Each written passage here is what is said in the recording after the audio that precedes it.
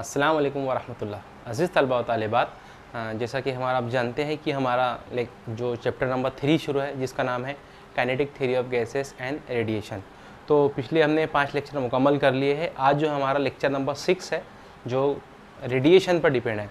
अभी तक जो हमारा जो 5 लेक्चर हुए हैं वो 5 लेक्चर जो है वो काइनेटिक थ्योरी ऑफ गैसेस पर मुनहसर थे, और यहाँ से जो उसका सेकेंडरी पार्ट है इस चैप्टर का जिसका नाम है रेडिएशन, ये चैप्टर हमारा शुरू होने जा रहा है। ठीक है, तो आज हमारा लेक्चर नंबर 6 है और जो आज का हमारा टॉपिक रहेगा इस लेक्चर का, सबसे पहला जो टॉपिक है उसका नाम है हीट। कि what is mean by heat. Actual में ये आपके टेक्स्ट बुक में नहीं है, लेकिन जो टॉपिक हम लोग आज मेंशन करने वाले हैं, एक्सप्लेन करने वाले हैं, उसके लिए आपको पता होना चाहिए कि हीट किसे कहा जाता है। तो देखिए हीट क्या है, हमको सब इसकी सबसे पहले डेफिनेशन तारीफ देखना है और बाद में इसके कुछ मोड्स देखना है। ठीक है, वो क्या होते हैं।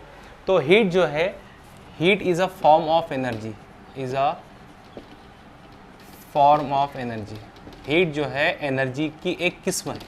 ठीक है, it is a form of energy, energy की एक किस्म है। जिस तरह से हमने 11th स्टैंडर्ड में भी इसके ताल्लुक से पढ़ा था हीट किसे कहा जाता है, और इसी तरह से हमने ऑप्टिक्स जब पढ़ा था तो वहाँ पर लाइट की डेफिनेशन पढ़ी थी कि what is mean by light. तो बहुत सारे बच्चे अलग अलग डेफिनेशंस देते हैं। तो उसकी सबसे सिंपलेस्ट डेफिनेशन मैंने आपको बताया था 11th स्टैंडर्ड में लाइट की और हीट की भी। और जो आप लोग आज अगर नए देख रहे हो, नए बच्चे हैं, तो इसका एकदम सिंपलेस्ट डेफिनेशन याद रखिए हीट की। Heat is a form of energy. और इसी के साथ साथ में हमने लाइट की भी डेफिनेशन देखी थी, आपको आपके टीचर्स ने पढ़ाएंगे what is mean by light. तो light is also a form of energy, और उसके बहुत सारे सोर्सेस थे। इसी तरह से हीट के भी हमारे पास में बहुत सारे सोर्सेस है। तो हीट क्या है, तो heat is a form of energy which can travel through one medium या वन ऑब्जेक्ट या one place to another place, है ना। ये इसकी डेफिनेशन हो गई कि heat is a form of energy, एक एनर्जी की किस्म है which can travel through one place to another place, जो एक मुकाम से दूसरे मुकाम तक ट्रांसफ़र हो सकती है, ट्रैवल कर सकती है। तो लाइट जो हीट है हमारी एक किस्म की तवानाई है, एक किस्म की एनर्जी है जो एक जगह से दूसरी जगह ट्रांसफ़र हो सकती है, मुंतकिल हो सकती है। ठीक है, तो ये डेफिनेशन है हमारे पास में हीट की। अब यहाँ पर एक वर्ड आया है ट्रैवल, या दूसरे लफ्ज़ों में अगर हम इसे कह सकते हैं ट्रांसफ़र, है ना।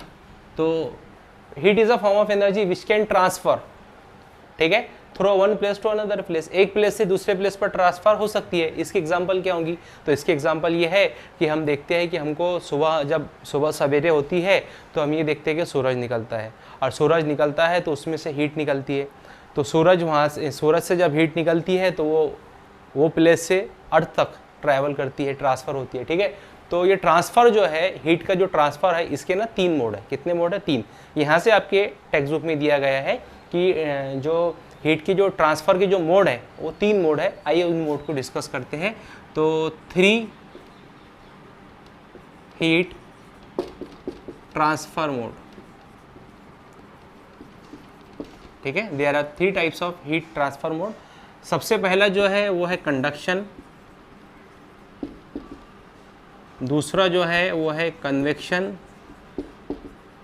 और तीसरा जो है रेडिएशन, सबसे ज़्यादा इम्पोर्टेंट, और इसी की आज हमको स्टडी करना है। ठीक है, कंडक्शन और कन्वेक्शन तो 11th स्टैंडर्ड में आप लोगों ने पढ़ा ही है। रेडिएशन हमें आज पढ़ना है, लेकिन फिर भी मैं आपको थोड़ा सा इसके ताल्लुक से बता दूंगा। बहुत सारे बच्चों ने अगर नहीं पढ़ा है तो आपके लिए फ़ायदेमंद साबित होगा। तो हीट जो है ट्रांसफ़र करने के हमारे पास में 3 मोड है। कितने मोड है? 3। सबसे पहला है by conduction, by convection, by radiation. ठीक है, तो 12th स्टैंडर्ड में हमें रेडिएशन की स्टडी करना है। फिलहाल आपका 11th स्टैंडर्ड में कंडक्शन और कन्वेक्शन हो चुका है। तो ये हमारे पास में 3 मोड है जिसकी मदद से हम हीट को ट्रांसफ़र कर सकते हैं। आइए बच्चे उसको एक करके समझते हैं कि कंडक्शन में क्या होता है, रेडिएशन में क्या होता है, और कन्वेक्शन में क्या होता है। ठीक है, मैं आपको एग्जाम्पल की मदद से समझाने की कोशिश करूँगा। कंडक्शन क्या होता है, तो कंडक्शन तो आप लोगों ने बहुत बार परफॉर्म भी किया होगा। आपको करना क्या है कि एक आधी रॉड लेनी है। ठीक है, जो हमारे पास में एक लोहे की आपको रॉड लेना है, और क्या करना है कि लोहे की कोई भी चीज़ आप ले सकते हो, रॉड बोल दीजिए, और आपके किचन में आपको जो भी सामान मिलेगा वो आपको लेना है। उसे क्या करना है, गैस पर गर्म करना है। तो आप क्या करोगे कि जैसा हमारे पास में इस तरह से एक लोहे की रॉड है, तो इसको क्या करना है ना, एक साइड से ऐसे पकड़ना है और एक साइड से इस तरह से जहाँ पर उसका पैनल लगा होता है, जहाँ से गैस निकलती है, तो गैस का जो चूल्हा होता है वहाँ पर उसे रख देना है। ठीक है, आप ये देखोगे कि जब आप इसे यहाँ से गर्म करना शुरू करोगे तो यहाँ के पार्टिकल गर्म होंगे। कुछ वक्फे बाद आपको ये फील होगा कि धीरे धीरे धीरे धीरे ये वाली साइड जो है, ये वाली साइड भी गर्म होना शुरू होंगी। ये थोड़ा स्लो प्रोसेस होता है, लेकिन ऐसे होता है। आपको करना ये है कि बस उसको ऐसे ये साइड को गर्म करना है, आप ये देखेंगे कि ये साइड भी गर्म हो जाएंगी। इसका मतलब क्या हुआ, गर्म तो हमने यहाँ से किया था, लेकिन ये साइड कैसे गर्म हो गई, इसका मतलब ये हुआ कि हीट जो है यहाँ के पार्टिकल ने पहले हीट को एब्जॉर्ब किया और बाद में उस हीट को कहाँ पर ट्रांसफर कर दिया, इधर के पार्टिकल के पास में। तो इस अमल को क्या कहा जाता है, तो आंसर है इस अमल को कंडक्शन कहा जाता है। तो कंडक्शन में होता यह है कि ये वाले साइड के जो पार्टिकल होते हैं, ये जो नीचे से जो हीट एनर्जी होती है उसे एब्जॉर्ब करते हैं, और जो उसके बाद बाजू वाले जो पार्टिकल है धीरे धीरे धीरे उन पार्टिकल की मदद से हीट को ट्रांसफर करते हैं। यहाँ पर एक बात आपको ख्याल ये रखनी है कि कंडक्शन वाले केसेस में जो पार्टिकल होते हैं वो हीट को कैरी करके नहीं ले जाते। ठीक है, वो सिर्फ क्या करते हैं, हीट को ट्रांसफ़र करते हैं एक पार्टिकल से दूसरे पार्टिकल के दरमियान में। मैं इसके अगर आपको एग्जांपल बताऊँ ये कैसे ट्रांसफ़र करते हैं, तो कभी कभी ऐसे होता है कि जब आपका एग्ज़ाम होता है तो आपके सर आपको क्या करते हैं कि अगर आप एक ही लाइन में बैठे हो, तमाम बच्चे अगर उनको आंसर शीट डिस्ट्रीब्यूट करनी है तो वो किसी एक बच्चे के पास में आंसर शीट देते हैं, वो बच्चा उसके पीछे वाले को ट्रांसफ़र करता है, वो बच्चा उसके पीछे वाले को ट्रांसफ़र करता है, वो बच्चा उसके पीछे वाले को ट्रांसफ़र करता है, और ऐसे ट्रांसफ़र करते करते करते एकदम लास्ट बेंच तक आंसर शीट पहुँच जाती है। ठीक है, तो इस तरह से जिस तरह से आप वहाँ पर ट्रांसफ़र करते हो तो उसी तरह से यहाँ पर भी ट्रांसफ़र किया जाता है। ठीक है, तो कंडक्शन में पार्टिकल जो है हीट एनर्जी को कैरी करके नहीं ले जाते, सिर्फ वो क्या करते हैं, पहले एनर्जी को एब्जॉर्ब कर लेते हैं, बाद में धीरे धीरे धीरे एनर्जी को एक दूसरे से ट्रांसफ़र करते हैं, और इस तरह से जब हम ये साइड को गर्म करते हैं तो ये साइड भी धीरे धीरे गर्म होती है। यहाँ पर एक टेम्परेचर का बहुत इंपॉर्टेंट कॉन्सेप्ट है, वो ये है कि यहाँ पर हीट जो ट्रांसफ़र होती है, याद रखिए बच्चों, वो हमेशा हायर टेम्परेचर से लोअर टेम्परेचर की जानिब ट्रांसफ़र होती है। अगर आप गौर करेंगे, जब हमने इसे यहाँ से गर्म किया था तो यहाँ का टेम्परेचर थोड़ा हाई हो गया था और ये वाली साइड का टेम्परेचर कम था, तो हीट जो है वो हायर टेम्परेचर से लोअर टेम्परेचर की जानिब ट्रांसफ़र होती है। और इसमें ना पार्टिकल का जो होता है ये बहुत स्लो प्रोसेस होता है, और पार्टिकल जो होते हैं इसमें क्या करते हैं, सिर्फ हीट को ट्रांसफ़र करते हैं, कैरी करके हीट को नहीं ले जाते। ये बात आपको इसमें ख्याल रखनी है कंडक्शन में। और इसके ताल्लुक से जो डिटेल मालूमात है 11th स्टैंडर्ड में मैंने आपको एक्चुअली बता चुका हो, और अगर आपको और इससे ज़्यादा डिटेल मालूमात हासिल करनी है तो आप 11th के जो टेक्स्ट बुक है या मेरे नोट्स जो है आप वहाँ से उसको रेफ़र कर सकते हो। तो ये तो हुआ कंडक्शन के ताल्लुक से। ठीक है, और उसी के साथ साथ में एक बात याद रखिए, कंडक्शन जो है, कंडक्शन का जब अमल होता है तो इसे किसी भी मटेरियल मीडियम की कंडक्शन का जब अमल होता है तो इससे ना मटेरियल मीडियम की ज़रूरत होती है। ठीक है, एक पर्टिकुलर इसी मीडियम की ज़रूरत होगी। कंडक्शन और कन्वेक्शन ये दोनों जो है, जो दोनों अमल है, जो दोनों मोड है, इसमें ना मटेरियल मीडियम की ज़रूरत होगी, और रेडिएशन में मटेरियल मीडियम की ज़रूरत नहीं होती, ये वैक्यूम में भी ट्रांसफ़र हो सकता है। तो कंडक्शन अगर आपको करना है, हीट को ट्रांसफ़र करना है, तो अभी आपको एक मटेरियल मीडियम की ज़रूरत होगी। ठीक है, इतनी तमाम चीज़ें आपको याद रखनी है कि इसको मटेरियल मीडियम की ज़रूरत होती है। इसमें हाई टेम्परेचर से लोअर टेम्परेचर पर हीट ट्रांसफ़र होती है, पार्टिकल जो होते हैं हीट को ट्रांसफ़र करते हैं, कैरी करके नहीं ले जाते। ठीक है, और मैंने आपको एग्जांपल बता दिया, किसी भी रॉड को अगर आप ये साइड से गर्म करोगे तो धीरे धीरे ये साइड भी आपको गर्म, मतलब हीट यहाँ पर फील होगी। ये अमल क्या कहलाता है, कंडक्शन कहलाता है। ठीक है, जो इसका दूसरा जो पार्ट है उसका नाम है कन्वेक्शन। क्या नाम है, कन्वेक्शन। कन्वेक्शन में क्या होता है, तो याद रखिए बच्चों, कन्वेक्शन में भी मटेरियल मीडियम की ज़रूरत होती है।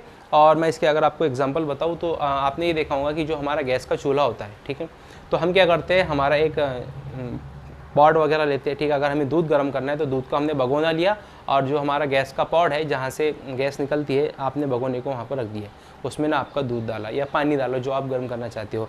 तो जैसे आप गैस को शुरू करते हो तो आप ये देखते हो कि गैस का जब बर्नर शुरू होता है तो नीचे से उसको हीट मिलना शुरू होती है।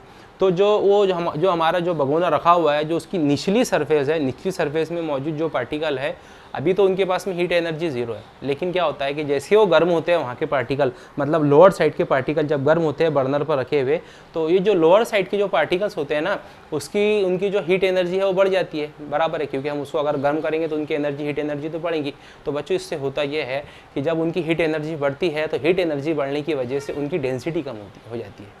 ठीक है, कसाफत जो होती है वो कम हो जाती है और वो लाइट पार्टिकल बन जाते हैं। जैसे उनकी डेंसिटी कम होती है तो वो क्या होता है कि जो लाइट पार्टिकल है, ये आप सभी को पता है अगर डेंसिटी कम हो जाएंगी तो खुद ब खुद ऊपर आ जाएंगी। तो ये जो लाइट पार्टिकल जो है, हीट वाले लाइट पार्टिकल, ये ऊपर आ जाते हैं, और ऊपर वाले लेयर के जो हैवी पार्टिकल होते हैं जिनकी डेंसिटी अभी ज़्यादा होती है लोअर पार्टिकल के मुकाबले, तो वो हाई डेंसिटी वाले पार्टिकल नीचे आ जाते हैं, लो डेंसिटी वाले पार्टिकल ऊपर चले जाते हैं और आपके दूध को, आपके पानी को गर्म करना शुरू कर देते हैं। एक इसकी एग्जांपल है, ये एग्जांपल है कन्वेक्शन की। क्या हुआ इसमें, एक बड़े खास गौर करने वाली बात यह है कि यहाँ पर जो है हीट जो है एक पार्टिकल से दूसरे पार्टिकल के पास में ट्रांसफ़र नहीं हुई है।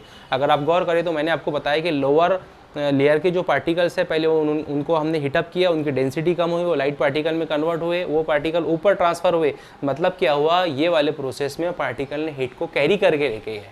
ठीक है, पहले वाले केस में पार्टिकल ने हीट को कैरी नहीं किया था, पहले वाले केस में पार्टिकल ने सिर्फ हीट को ट्रांसफ़र किया था एक पार्टिकल से दूसरे पार्टिकल के। लेकिन यहाँ पर इंडिविजुअली पार्टिकल क्या कर रहे हैं, खुद से पार्टिकल हीट को कैरी करके ले जा रहे हैं और जो हैवियर पार्टिकल है वो नीचे आ रहा है, फिर से हैवियर पार्टिकल को हम गर्म कर रहे हैं, उनकी डेंसिटी कम हो रही है, फिर से वो जो हैवियर पार्टिकल लाइटर पार्टिकल में कन्वर्ट होकर फिर से वो ऊपर ट्रांसफ़र हो रहे। इस तरह से वो हीट को ऊपर ले जा रहा है और आपके भगोने में जो दूध रखा है, जो पानी रखा है, वो क्या हो रहा है, गर्म हो रहा है। तो इस तरह से ये अमल होता है कन्वेक्शन का। ये अमल दरमियानी अमल होता है, मतलब जितना स्लो प्रोसेस ये कंडक्शन होता है उतना स्लो प्रोसेस नहीं होता, ये दरमियानी प्रोसेस होता है लेकिन बहुत अच्छा प्रोसेस है। इसमें जो होती है हीट ट्रांसफ़र होती है, और हीट कैसे ट्रांसफ़र होती है, तो इंडिविजुअल पार्टिकल क्या करते हैं, खुद एनर्जी को कैरी करके ले जाते हैं। ये तो हुआ इसका सेकंड वाला। इसी भी मटेरियल मीडियम की ज़रूरत होती है, ये बात मैंने आपको बता दिया। तो ये दो चीज़ें 11th स्टैंडर्ड में आपने अच्छी तरीके से पढ़ी है। आज जो हमें पढ़ना है उसका नाम है रेडिएशन। क्या नाम है, रेडिएशन। रेडिएशन जो है, रेडिएशन में हीट कैसे ट्रांसफ़र होती है, तो याद रखिए रेडिएशन में जो हीट ट्रांसफ़र होती है इन the form of electromagnetic wave. इसमें हीट कैसे ट्रांसफ़र होती है, इन the form of electromagnetic wave. इसका मतलब ये है कि जब सन से हीट जब हमारी अर्थ तक आती है तो किस शक्ल में आती है, तो आंसर है इलेक्ट्रोमैग्नेटिक वेव की शक्ल में आती है। ये बात आपको ख्याल रखना है। और इससे मटेरियल मीडियम की ज़रूरत नहीं होती। अगर मटेरियल मीडियम नहीं भी रहा तो इसमें हीट ट्रांसफ़र हो सकती है, वैक्यूम में भी हीट ट्रांसफ़र हो सकती है। ठीक है, तो जो आपका रेडिएशन है, रेडिएशन की सबसे बेस्ट एग्जांपल यही है कि जब सन से हीट हमारे अर्थ तक आती है तो इलेक्ट्रोमैग्नेटिक वेव की शक्ल में आती है। इसे इलेक्ट्रोमैग्नेटिक रेडिएशन भी कहते हैं और इसे किसी भी मटेरियल मीडियम की ज़रूरत नहीं होती। अब यहाँ पर एक वर्ड आया आपके लिए, इलेक्ट्रोमैग्नेटिक वेव। 11th स्टैंडर्ड में बहुत डिटेल में मैंने स्टूडेंट्स को पढ़ाया था। आज थोड़ा सा मैं इंट्रोडक्टरी पार्ट इसके ताल्लुक से बता देता हूँ कि इलेक्ट्रोमैग्नेटिक वेव क्या होती है। एक्चुअल में ना इलेक्ट्रोमैग्नेटिक वेव जो होती है बहुत इंपॉर्टेंट कॉन्सेप्ट है। 11th में बहुत डिटेल में आपको है। आप अगर 11th की टेक्स्ट बुक पढ़ोगे तो आपको वहाँ पर बहुत अच्छे से मिल जाएगा। खैर मैं आपको बता देता हूँ कि जो लाइट जो है, जो रेडिएशंस जो है वो सन से जब आते हैं अर्थ तक तो इलेक्ट्रोमैग्नेटिक वेव की शक्ल में आता है। अब इलेक्ट्रोमैग्नेटिक वेव क्या है इसको थोड़ा सा समझिए। तो इलेक्ट्रोमैग्नेटिक वेव जो होती है ना, मैं इसके ताल्लुक से कुछ आपको पॉइंट बता देता हूँ, यहाँ पर आपको याद रखना है। तो मैं थोड़ा रेडिएशन के ताल्लुक से लिख देता हूँ कि रेडिएशन कैसे आती है, इन the form of EM wave. ये कैसे आती है, इलेक्ट्रोमैग्नेटिक वेव की शक्ल में आती है। इसका पहला पॉइंट है। और दूसरा पॉइंट है कि इसे मटेरियल मीडियम की ज़रूरत नहीं होती। तो no need of material medium, इसे मटेरियल मीडियम की ज़रूरत नहीं होती। तीसरा जो इम्पोर्टेंट पॉइंट है आपको इसके ताल्लुक से याद रखना है, रेडिएशन के ताल्लुक से, कि it can transfer in vacuum also. ठीक है, ये 3 पॉइंट आपको रेडिएशन के ताल्लुक से याद रखना है कि मटेरियल मीडियम की ज़रूरत नहीं होती। उसके बाद में इलेक्ट्रोमैग्नेटिक वेव की शक्ल में ट्रांसफ़र होता है और it can transfer in vacuum also. इतनी तमाम बातें आपको याद रखनी है। अब हमें यहाँ पर देखना है कि इलेक्ट्रोमैग्नेटिक वेव क्या होता है। ये थोड़ा सा हमारा आज का जो आपके टेक्स्ट बुक में तो नहीं है, लेकिन फिर भी हम इसको एक्सप्लेन करते थे आपके लिए कि इलेक्ट्रोमैग्नेटिक वेव क्या होती है। ठीक है, इसके ताल्लुक से मैं आपको एक एक पॉइंट बताते चलूँगा। Electromagnetic wave consist of oscillating electric and magnetic field. Electromagnetic wave consist of varying या oscillating electric and magnetic field. मतलब जो इलेक्ट्रोमैग्नेटिक वेव जो होती है इसके पास में oscillating electric and magnetic field होती है। अब यहाँ पर जो ऑसिलेटिंग आया है इसका मतलब याद रखिए बच्चों कि इलेक्ट्रोमैग्नेटिक वेव के पास में एक इलेक्ट्रिक ऑसिलेटिंग इलेक्ट्रिक और मैग्नेटिक फील्ड होती है, इसका मतलब क्या है, तो यहाँ पर जो ऑसिलेटिंग आया है, तो ऑसिलेटिंग का मतलब ये है कि यहाँ पर जो इलेक्ट्रिक फील्ड होंगी ना, कहीं पर अप होंगी, कहीं पर डाउन होंगी, कहीं पर अप होंगी, कहीं पर डाउन होंगी। इसी के साथ साथ में मैग्नेटिक फील्ड भी कहीं पर अप होंगी, कहीं पर डाउन होंगी, कहीं पर अप होंगी और कहीं पर डाउन होंगी। तो ये पॉइंट आपको याद रखना है कि electromagnetic wave consist of oscillating electric and magnetic field. ये पॉइंट सबसे इंपॉर्टेंट है, इसमें याद रखिए। इसमें जो इलेक्ट्रिक और मैग्नेटिक फील्ड होती है ना, वो ऑसिलेटिंग होती है, ठीक है, या उसे वेराइंग इलेक्ट्रिक फील्ड भी बोलते हैं। वेराइंग का मतलब होता है कि कहीं पर बढ़ती है, कहीं पर कम होती है, कहीं पर इसका एम्पलीट्यूड बहुत ज़्यादा बढ़ जाता है, कहीं पर इसका एम्पलीट्यूड जीरो हो जाता है। अब एम्पलीट्यूड क्या है, तो एम्पलीट्यूड जो होता है वस्ती मुकाम से आज़म हटाओ, ठीक है, वो खैर जब मैं आपको वेव का चैप्टर पढ़ाऊंगा तो वहाँ पर बता दूंगा कि इस तरह से थोड़ा सा वेव के ताल्लुक से आपको नॉलेज तो होगी कि ये इस तरह से अगर वेव है तो ये वाला जो पार्ट है ये इसका एम्पलीट्यूड है, ये भी इसका एम्पलीट्यूड है, ठीक है। तो इलेक्ट्रोमैग्नेटिक वेव कहीं पर ये वाई एक्सिस में ऑसिलेटिंग होती है, तो कहीं पर इलेक्ट्रिक फील्ड जो है वो वाई एक्सिस में ऑसिलेटिंग होती है, तो कहीं पर इसका मैग्नीट्यूड बढ़ जाता है, मतलब एम्पलीट्यूड बढ़ता है, कहीं पर इसका एम्पलीट्यूड घटता है, और कहीं पर तो इसका एम्पलीट्यूड जीरो भी हो सकता है। तो इसीलिए इसे कहा गया है ऑसिलेटिंग इलेक्ट्रिक फील्ड। और कहीं कहीं पर ये मैग्नेटिक फील्ड भी जो होती है वो भी ऑसिलेटिंग होती है ना। ये इसका सबसे पहला पॉइंट हुआ। अब इसका सेकंड पॉइंट ये है,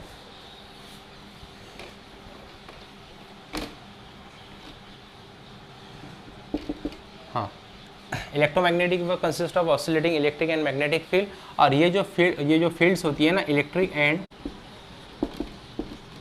एंड मैग्नेटिक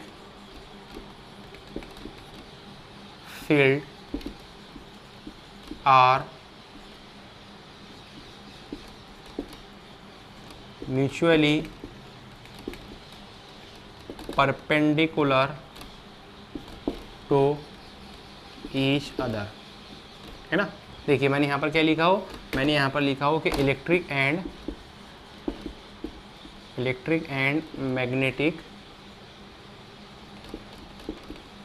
फील्ड, है ना। Electric and magnetic field are mutually perpendicular to each other. इसका मतलब क्या है, इसका मतलब ये है बच्चों कि जो इलेक्ट्रिक फील्ड और मैग्नेटिक फील्ड होती है ना यहाँ पर इलेक्ट्रोमैग्नेटिक वेव में, वो एक दूसरे पर परपेंडिकुलर होती है। कैसे होती है परपेंडिकुलर, तो मैं आपको बताता हूँ। इसमें ना 3 एक्सिस होते हैं, एक तो एक्स एक्सिस होता है, ठीक है, एक वाई एक्सिस होता है और एक जेड एक्सिस होता है। तो जो वाई एक्सिस है उसमें ना इलेक्ट्रिक फील्ड ऐसे ऑसिलेट होती है, ठीक है, ठीक है। इसी के साथ साथ में जो जेड एक्सिस होता है, जेड एक्सिस में मैग्नेटिक फील्ड ऐसे ऑसिलेट होती है, ठीक है। इस तरह से इसका ऑसिलेशन होता है। और इनका प्रोपोगेशन ऑफ वेव किधर होता है, मतलब ये किधर की जानिब आगे बढ़ती है, तो आंसर है ये एक्स एक्सिस में आगे की जानिब बढ़ती है।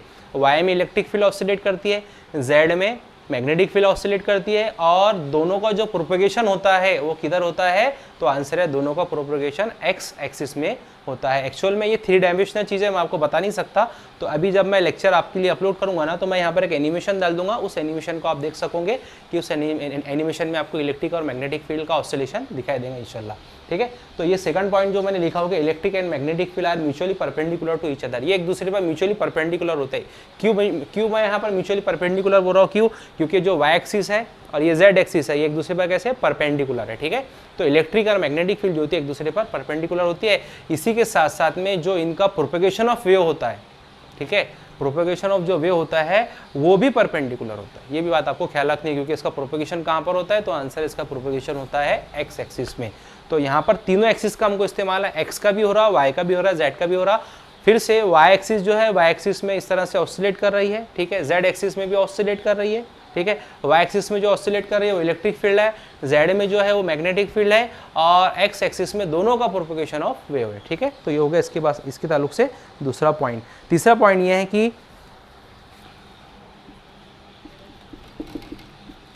ये है कि इलेक्ट्रोमैग्नेटिक वेव कैन ट्रैवल या ट्रांसफर विथ स्पीड। इसकी जो स्पीड होती है ना, जब ये किसी भी मीडियम में ट्रांसफ़र होती है, वो होती है 3 × 10⁸ मीटर पर सेकंड। देखिए कितनी स्लो स्पीड है इसकी, एक्चुअली स्लो नहीं है, 3 × 10⁸ मीटर पर सेकंड, मतलब 1 सेकंड में कितनी चलती है ये, 3 × 10⁸ मीटर। आप अंदाज लगा सकते हो, बहुत ज़्यादा इसकी स्पीड होती है। इसीलिए ये कंडक्शन, कन्वेक्शन और रेडिएशन, अगर तीनों का मुआवजा किया जाए तो सबसे स्लो तो कंडक्शन है, मीडियम वाला कन्वेक्शन है जो मैंने एक्चुअली आपको बता चुका हूँ, और रेडिएशन जो है सबसे fast transfer of heat mode होता है। स्पीड कितनी होती है? 3 × 10⁸ मीटर पर सेकंड, बहुत ज़्यादा स्पीड होती है। ठीक है, तो ये 3 पॉइंट आपको याद रखने हैं कि electromagnetic wave consist of oscillating या varying electric and magnetic field, पहला पॉइंट है। दूसरा पॉइंट है electric and magnetic field are perpendicular to each other. इसी के साथ साथ में प्रोपगेशन ऑफ वेव जो होता है वो भी परपेंडिकुलर होता है। डेफिनेटली अगर ये वाई एक्सिस है, ये जेड एक्सिस है, तो ये एक्सिस इस पर म्यूचुअली परपेंडिकुलर होता है। इसी के साथ साथ में electromagnetic wave can travel with 3 × 10⁸ metre per second. ठीक है, इसी के साथ साथ में एक चौथा पॉइंट आपको एडिशन में याद रखना है कि जो इलेक्ट्रोमैग्नेटिक वेव होती है, इलेक्ट्रोमैग्नेटिक वेव कैरी एनर्जी। ठीक है, इलेक्ट्रोमैग्नेटिक वेव क्या करती है? एनर्जी को कैरी करती है।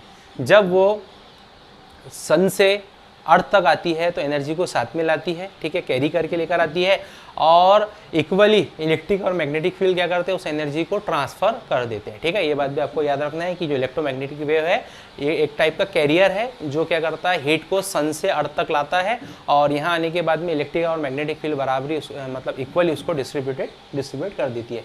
तो यह इलेक्ट्रोमैग्नेटिक वेव, इसकी जो डायग्राम है मैं आपको बताता हूँ। इसकी डायग्राम ना देखिए इस तरह से बनती है। ये आपका वाई एक्सिस, ये एक्स एक्सिस, और इधर है हमारा जेड एक्सिस। ठीक है, तो वाई में इस तरह से ऑसिलेट करती है ये आपकी इलेक्ट्रिक फील्ड। कौन सी फील्ड है? Electric field. उसी के साथ साथ में मैग्नेटिक फील्ड जो है वो जेड में होती है। ऐसे इधर जेड है ना अपना, तो ये ऐसे जेड में होती है। ठीक है, और दोनों का जो प्रोपगेशन ऑफ वेव होता है वो एक्स में होता है। मैं यहाँ पर एनिमेशन डाल दूंगा, आप एनिमेशन में उसको आराम से देख लेना। ठीक है, तो ये थे कुछ पॉइंट्स जो हमारा इंट्रोडक्शन ही पार्ट था आज के लेक्चर का। सबसे पहले what is mean by heat? Heat is a form of energy, energy की एक किस्म है which can travel through one place to another place, एक जगह से दूसरी जगह जा सकती है। 3 types of heat mode transfer. ठीक है, उसके 3 मोड है। सबसे पहले कंडक्शन, कन्वेक्शन और रेडिएशन। रेडिएशन जो in the form of, radiation में क्या होता है? Heat can transfer in the form of electromagnetic wave. No need of material medium, vacuum में भी ट्रांसफर हो सकती है। It can transfer in a vacuum also. ठीक है, उसके बाद में इलेक्ट्रोमैग्नेटिक वेव बता दिया मैं। इलेक्ट्रोमैग्नेटिक वेव क्या होती है? इलेक्ट्रोमैग्नेटिक वेव कंसिस्ट ऑफ, मतलब इसके पास में वेराइंग या ऑसिलेटिंग इलेक्ट्रिक और मैग्नेटिक फील्ड होती है। Electric field and magnetic field are mutually perpendicular to each other. उसी के साथ साथ में जो उनका प्रोपगेशन होता है वो भी एक दूसरे पर परपेंडिकुलर होते हैं। Electromagnetic wave can transfer with 3 × 10⁸ metre per second, और electromagnetic wave can carry energy, और जब वो एक प्लेस से दूसरी प्लेस पर आती है एनर्जी को कैरी करती है, और बराबर इलेक्ट्रिक और मैग्नेटिक फील्ड उस एनर्जी को इक्वली ट्रांसफर कर देते हैं। ठीक है, इसका स्नैपशॉट लीजिए, फिर हम लोग आगे बढ़ते हैं। Interaction of thermal radiation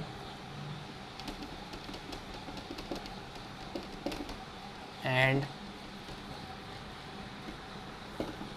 matter, है ना। Interaction of thermal radiation and matter important topic है, एग्जाम में 2 मार्क्स के लिए पूछा जा सकता है। ठीक है, interaction of thermal radiation and matter मतलब आपको क्या करना है कि हीट को किसी भी ऑब्जेक्ट पर इंसिडेंट करना है। जब भी आप किसी भी हीट को ऑब्जेक्ट पर इंसिडेंट करोगे तो वहाँ पर क्या क्या अमल होने वाले हैं वो हमें आज डिस्कस करना है। ठीक है, थर्मल रेडिएशन मतलब यहाँ पर आपको एक हीट एनर्जी को इंसिडेंट करना है और उसके इफेक्ट को यहाँ पर देखना है। ठीक है, तो आइए इसको समझते हैं। देखिए, इसमें आपको मैं एक एग्जांपल की मदद से इसको समझाता हूँ। मान लो आपके पास में यहाँ पर एक ऐसा ऑब्जेक्ट है। ठीक है, ये हमारे पास में एक ऑब्जेक्ट है। हमने क्या किया, इसके ऊपर हीट को इंसिडेंट किया। क्यू हीट को हमने इसके ऊपर इंसिडेंट किया। ठीक है, ये इंसिडेंट हीट है। ओके, यहाँ लिख सकते हैं हम इंसिडेंट हीट। क्यू यहाँ पर क्या है हमारे पास में? Incident heat. तो क्या होता है, जब ये हीट को हम यहाँ पर किसी भी ऑब्जेक्ट पर इंसिडेंट करते हैं तो यहाँ ना 3 चीज़ें होती हैं। सबसे पहले ये होता है कि कुछ पार्ट जो होता है इसका इंसिडेंट होने के बाद में ऐसे रिफ्लेक्ट हो जाता है। इसे क्यू आर बोलते हैं। क्या बोलते हैं इसे? Q R. क्यू आर क्या है? क्यू आर जो है आपके पास में यहाँ पर लिखते हैं हम, क्यू जो है वो इंसिडेंट हीट है, इंसिडेंट हीट रेडिएशन। ठीक है, उसके बाद में क्यू आर जो है वो है रिफ्लेक्टेड हीट रेडिएशन। हाँ, कुछ पार्ट तो इंसिडेंट होता है, कुछ पार्ट रिफ्लेक्ट होता है, कुछ पार्ट जो होता है ऐसे एब्जॉर्ब हो जाता है। इसको हम बोलेंगे क्यू ओ। क्या बोलेंगे इसको? क्यू ए बोलेंगे। क्या बोलेंगे? Q A. क्यू ए क्या है यहाँ पर? तो क्यू ए जो है एब्जॉर्ब हीट रेडिएशन, ये क्या है, एब्जॉर्ब हीट रेडिएशन। ठीक है, हमने हीट रेडिएशन को इंसिडेंट किया, ये इंसिडेंट हीट रेडिएशन है, यहाँ रेडिएशन लिख लीजिए, इंसिडेंट हीट रेडिएशन। हमने क्यू हीट रेडिएशन को इंसिडेंट किया, इसमें से कुछ जो है वो रिफ्लेक्ट हुई, कुछ जो है वो एब्जॉर्ब हुई, और कुछ जो होती है वो ऐसे ट्रांसमिट होती है, क्यूटी क्या होता है, तो क्यूटी का मतलब होता है transmitted heat radiation, transmitted heat radiation. ठीक है, देखिए बच्चों बहुत सिंपल है, ये आपके पास में ऑब्जेक्ट है, आपने इस ऑब्जेक्ट पर हीट रेडिएशन को इंसिडेंट किया है ना। जब हम किसी भी ऑब्जेक्ट पर हीट रेडिएशन को इंसिडेंट करते हैं तो इस इंसिडेंट रेडिएशन का कुछ हिस्सा रिफ्लेक्ट होता है, कुछ हिस्सा एब्जॉर्ब होता है, और कुछ हिस्सा ट्रांसमिट होता है। ठीक है, ये वो पूरा अमल होता है, इसे कहा जाता है interaction of thermal radiation and matter. यहाँ पर आपको एक इक्वेशन याद रखनी है, वो इक्वेशन ये होती है Q equal to QA plus QR plus QT। ठीक है, QA plus QR plus QT, इसका मतलब क्या होता है, इसका मतलब भी मैं आपको समझाता हूँ। मान लो जो आपके पास में इंसिडेंट रेडिएशन है Q, वो है 100 जूल। कितना है, 100 जूल। ओके, 100 जूल की एनर्जी को आपने इंसिडेंट किया, क्योंकि हमने बोला अभी heat is a form of energy है ना, तो हमने यहाँ पर जूल इस्तेमाल किया, तो 100 जूल है। अब क्या हुआ कि 100 जूल में से जो QR है, मतलब जो रिफ्लेक्ट हुआ है, वो है 40 जूल। कितना है, 40 जूल। ठीक है, और उसी के साथ साथ में जो एब्जॉर्ब हुआ है ए, वो है 50 जूल। ठीक है, तो बताइए ट्रांसमिटेड कितना होगा। देखिए पहले कितना था, इंसिडेंट 100 था, रिफ्लेक्ट कितना हुआ, 40 हुआ, और एब्जॉर्ब कितना हुआ, 50 हुआ, तो 50 प्लस 40 90, मतलब ट्रांसमिटेड कितना है, तो ट्रांसमिटेड है 10 जूल। इसका मतलब क्या, हमने कैसे निकाला, हमने क्या किया, इंसिडेंट हमारा 100 था, एब्जॉर्ब कितना हुआ, 50 जूल हुआ। ठीक है, ये कितना हुआ, ये है आपके पास में 40 जूल। ठीक है, उसके बाद में ट्रांसमिटेड कितना है, 10 जूल, सबका एडिशन करो कितना हो जाएगा, 100 जूल। इधर से भी ऑलरेडी कितना था, 100 जूल, है ना। तो इसका मतलब क्या हुआ, इसका मतलब ये हुआ कि जितना इंसिडेंट होता है उसका कुछ पार्ट रिफ्लेक्ट होता है, कुछ पार्ट एब्जॉर्ब होता है, और कुछ पार्ट ट्रांसमिट होता है। ठीक है, अब क्या करना है कि इक्वेशन को Q से डिवाइड करना है। किससे डिवाइड करना है, Q से। जब हम इक्वेशन को Q से डिवाइड करेंगे, डिवाइड बाय Q से डिवाइड करने पर क्या होगा, Q divided by Q equal to QA upon Q plus QR upon Q plus QT upon Q। ठीक है, हमने क्या किया, अभी इक्वेशन को Q से डिवाइड किया, तो Q से डिवाइड हम अगर करेंगे तो Q से डिवाइड करने के बाद में ARNT, हाँ बस ये सीक्वेंस दिख रहा था मैं, ARNT है कि नहीं। ठीक है, हमने अब Q से डिवाइड किया, तो Q यहाँ से कैंसल, तो क्या बचेंगे यहाँ पर 1 इक्वल टू, इसे आपको लिखना है A plus R plus T। ये इक्वेशन आपके पास में आ गई। ठीक है, ये इक्वेशन कैसी है मैं आपको बताता हूँ। Q तो कैंसिल हो गया, यहाँ पर 1 बचा। जो यहाँ पर A है, A किसके बराबर है, A बराबर है आपके पास में QA अपॉन Q के। बताता हूँ मैं आगे चल के इसका मीनिंग क्या होता है A का। उसके बाद में R बराबर किसके है, तो R बराबर है QR अपॉन Q के। ठीक है, उसके बाद में T किसके बराबर है, तो T जो है T बराबर है QT अपॉन Q के। ठीक है, आपके टेक्स्ट बुक में ना इसने यहाँ पर एक R लगाया है, आप R लगा सकते हो, नहीं भी लगाया तो चल जाएगा। ठीक है, और ये जो T इस्तेमाल किया गया ये स्मॉल t है, तो हम भी यहाँ पर क्या करेंगे, स्मॉल t इस्तेमाल करेंगे, स्मॉल t। ठीक है, ठीक है, तो ये हमारे पास में 3 चीज़ें आ गई। A इक्वल टू किसके है, QA अपॉन Q के, R इक्वल टू किसके है, QR अपॉन Q के, और T किसके बराबर है, QT अपॉन Q के। ठीक है, अगर इन तमाम को उठा के रख दिया तो हमारी इक्वेशन एज इट इज़ आ जाने वाली है। अब ये A, R और T के है, ये मैं आपको बताता हूँ। सबसे पहले आप इसका स्नैपशॉट लीजिए, जो रहेगा वो रहेगा कोएफिशिएंट ऑफ एब्जॉर्प्शन। क्या रहेगा, कोएफिशिएंट ऑफ एब्जॉर्प्शन, और इसे कहा जाता है एब्जॉर्प्टिव पावर। क्या बोलते हैं इसको, absorptive power, coefficient of absorption. इसे ना ए से जाहिर किया जाता है। ठीक है, तो ये किसके बराबर होता है, ये बराबर होता है A equal to QA upon Q के। इसे क्या कहा जाता है, कोएफिशिएंट ऑफ एब्जॉर्प्शन। अगर आपको याद होगा तो मैंने आपको कोएफिशिएंट और मॉडुलस की मीनिंग बताए थे एक लेक्चर में, कि यहाँ पर भी फिजिक्स में कोएफिशिएंट आएगा। इसका मतलब क्या है, इसका मतलब है मेजरमेंट। तो यहाँ पर ये कोएफिशिएंट ऑफ एब्जॉर्प्शन है, मतलब ये किसका मेजरमेंट है, तो आंसर है ये एब्जॉर्प्शन का मेजरमेंट है, मतलब कितनी हीट एब्जॉर्ब हुई है वो हमें यहाँ पर निकालना है। तो यहाँ पर इसको मैं लिख लेता हूँ, क्यू ए क्या है, तो क्यू ए जो है वो एब्जॉर्ब हीट है, ओके, और क्यू जो है वो इंसिडेंट हीट है, ठीक है।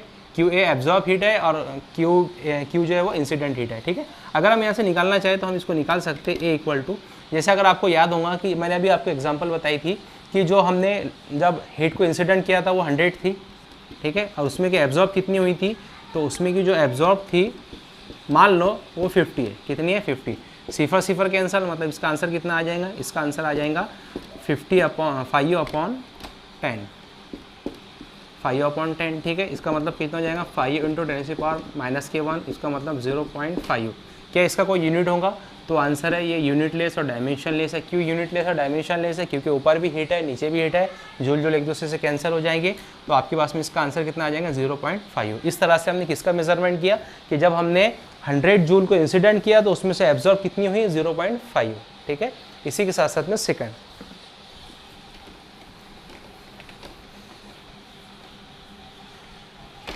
है आपके पास में coefficient of reflection,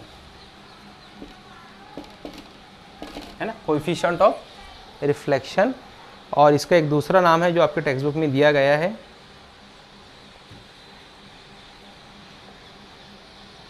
coefficient of reflection, और दूसरा जो नाम है वो है रिफ्लेक्टेंस। क्या नाम है इसका, reflectance, okay. Coefficient of reflection किसे कहा जाता है, अच्छा अगर इसकी तारीफ बयान की जाए तो क्या होंगी, इसकी तारीफ होंगी the ratio of absorb heat divided by the ratio of absorb heat and incident heat is called as coefficient of absorption.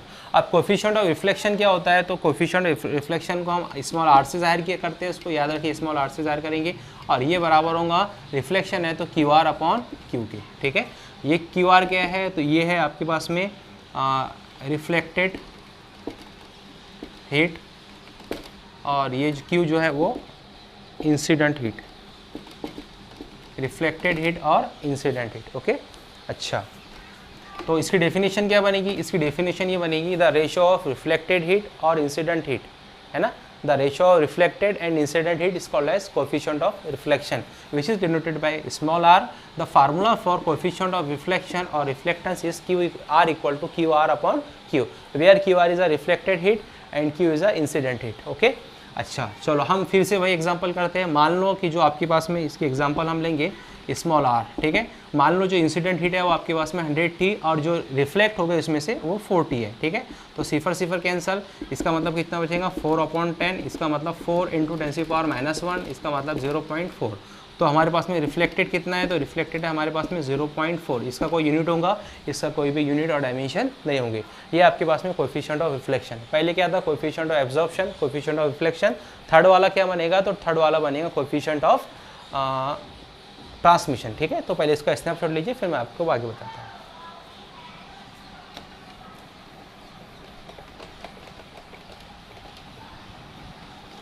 अभी नेक्स्ट है हमारा थर्ड वाला,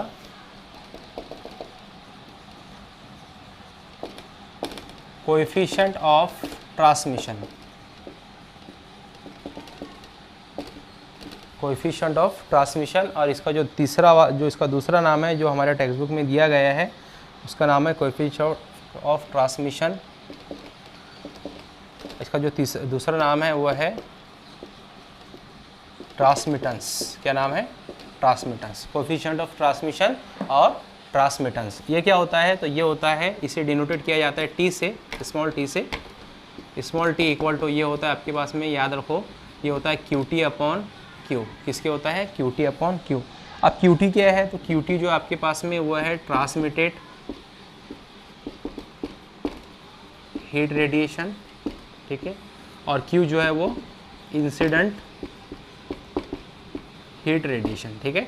QT जो है ट्रांसमिटेड हीट रेडिएशन है और Q जो है इंसिडेंट हीट रेडिएशन है, ठीक है। इसको फिर से हम निकालते हैं, हम जानते हैं इसको हम T से ज़ाहिर करेंगे। मान लो जो इंसिडेंट हमने हीट को किया था वो आपके पास में 100 थी, ठीक है, उसमें से जो ट्रांसमिटेड हुई वो 10 है। कितनी है, 10 है।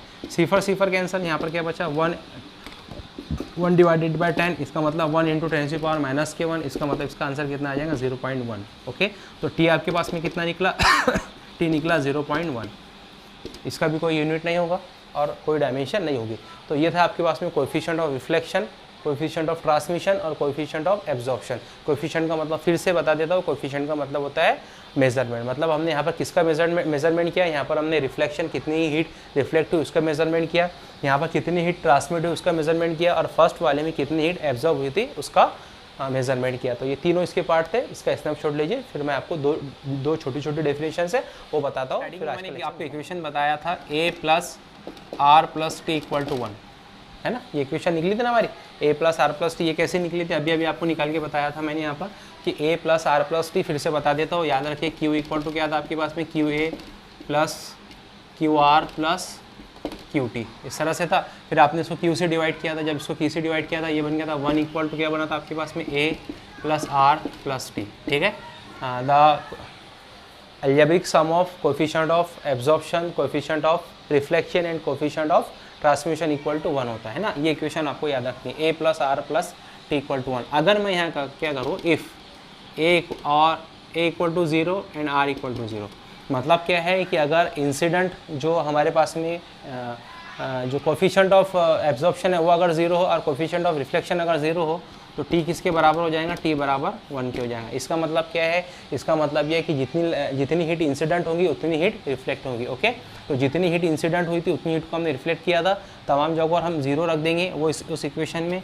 We know that q equal to क्या होता है, Q A plus Q R plus Q T, है ना। अगर हम हर जगह 0 रख देते थे तो फिर क्या बन जाएगा, ये इक्वेशन बन जाएंगे आपके पास में q equal to Q T, है ना, q equal to Q T. इसका मतलब क्या है, जितनी इंसिडेंट होती है उतनी रिफ्लेक्ट होती है। तो ऐसी बॉडीज़, कुछ ऐसे ऑब्जेक्ट होते हैं कि जिस पर हम जितनी हीट को इंसिडेंट करते हैं वो उतनी हीट को ट्रांसमिट कर देता है ना। मतलब हीट को एब्जॉर्ब भी नहीं होने देता और हीट को रिफ्लेक्ट भी नहीं होने देता। कुछ ऐसे ऑब्जेक्ट होते हैं जो हीट को एब्जॉर्ब भी नहीं होने देते और रिफ्लेक्ट भी नहीं होने देते, पूरी हीट को ट्रांसमिट कर देते हैं। तो ऐसे ऑब्जेक्ट को कहा जाता है परफेक्ट ट्रांसमीटर। क्या बोलते हैं इसको, परफेक्ट ट्रांसमीटर। ऐसे ऑब्जेक्ट को क्या कहा जाता है, परफेक्ट ट्रांसमीटर। अजान हो रही है 5 मिनट्स।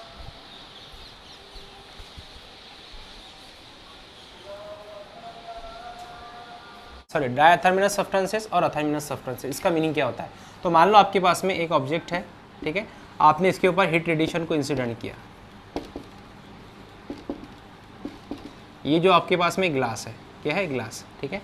तो जब हम यहाँ पे ग्लास को इंसिडेंट करते हैं तो अगर ग्लास के इंसिडेंट करने के वक्त t is not equal to 0, यहाँ पर अगर ये कंडीशन हो t is not equal to 0, मतलब जो ट्रांसमिटेड है वो 0 के बराबर ना हो, मतलब अगर उसमें से हीट ट्रांसमिट हो जाती है तो ऐसे सब्सटेंसेस को हम क्या बोलते हैं, ऐसे सब्सटेंसेस को हम बोलते हैं डायथर्मिनस सब्सटेंसेस, जिसमें से हीट क्या होती है, आसानी से ट्रांसफ़र हो सकती है। तो अगर हीट यहाँ पर आसानी से ट्रांसफ़र होंगी तो हम ये क्या लिखेंगे, a plus R plus T equal to 0। तो यहाँ पर a और r जो होते हैं वो 0 होते हैं, इसका मतलब t इक्वल टू क्या होगा यहाँ पर, सॉरी a और r यहाँ पर 0 इक्वल टू 1 है, इसका मतलब t इक्वल टू क्या हो जाएगा, 1 हो जाएगा। या दूसरे लफ्ज़ों में हम कह सकते हैं q equal to Q T, मतलब जितनी हीट इंसिडेंट होती है उतनी हीट रिफ्लेक्टेड होती है। और ये अमल कहाँ पर होता है, हमने जनरली देखा ये अमल कहाँ होता है, ग्लासेस में होता है। तो ऐसे सब्सटेंसेस को कहा जाता है डायथर्मिनस सब्सटेंसेस, ठीक है। दूसरी जानिब अगर हम देखें तो ये जो इक्वेशन आपकी a plus R plus T equal to 1, अगर यहाँ पर क्या कर दो, t इक्वल टू 0 रख दो तो a plus R equal to क्या हो जाएगा, 1 हो जाएगा। ये जिन भी सब्सटेंसेस में होता है अमल, उन सब्सटेंसेस को कहा जाता है अथर्मिनस सब्सटेंसेस, मतलब ऐसे सब्सटेंसेस जिसमें ट्रांसमिशन 0 क्या हो, कोएफिशिएंट ऑफ ट्रांसमिशन 0। मतलब जैसे हमारी लकड़ी है, वुड है, इसकी एग्जांपल होंगी वुड, ठीक है। जैसे आपके पास में एक लकड़ी है, आपने क्या किया, उस पर हीट रेडिएशन को इंसिडेंट किया तो वो उसमें से ट्रांसमिट नहीं हो सकती, एब्जॉर्ब भी हो जाएगी और मे बी पॉसिबल रिफ्लेक्ट भी हो जाएगी, लेकिन ट्रांसमिट बिल्कुल नहीं होगी। तो अगर ऐसा कहीं आपको किसी सब्सटेंसेस में दिखाई देता है तो ऐसे सब्सटेंसेस को हम क्या बोलते हैं, अथर्मिनस सब्सटेंसेस। इसके एग्जांपल क्या वुड है और इसके एग्जांपल क्या है, ग्लास है, ठीक है। इसकी स्नैपशॉट लो, फिर मैं आगे का बताता हूँ।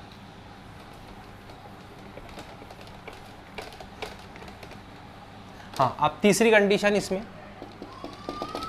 तीसरी condition a plus R plus T equal to अगर 1 है, अगर यहाँ पर t इक्वल टू 0 हो, मतलब उसमें से ट्रांसमिशन भी 0 हो और r भी 0 हो, ठीक है। तो a इक्वल टू क्या हो जाएगा, a इक्वल टू 1 हो जाएगा। ऐसे बॉडी को बोला जाता है परफेक्ट ब्लैक बॉडी, क्या बोलते हैं इसको, परफेक्ट ब्लैक बॉडी, जो आगे चल के आने वाला है। समझिए इसमें क्या हो रहा, हमने क्या किया, लाइट को इंसिडेंट किया। यहाँ पर अगर हम देखें तो Q इक्वल टू किसके हो जाएंगे, QA के। इसका मतलब जितनी लाइट, जितनी हीट हमने इंसिडेंट की, जितनी हीट एनर्जी इंसिडेंट की, उतनी एब्जॉर्ब हो गई। तो अगर हम किसी ऑब्जेक्ट को हीट देते हैं और वो पूरी तरह से उसको एब्जॉर्ब कर लेता है, वहाँ पर ट्रांसमिशन भी जीरो और रिफ्लेक्शन भी जीरो, तो ऐसी बॉडी को कहा जाता है परफेक्ट ब्लैक बॉडी। ठीक है, इसी के साथ साथ में जो चौथी कंडीशन है,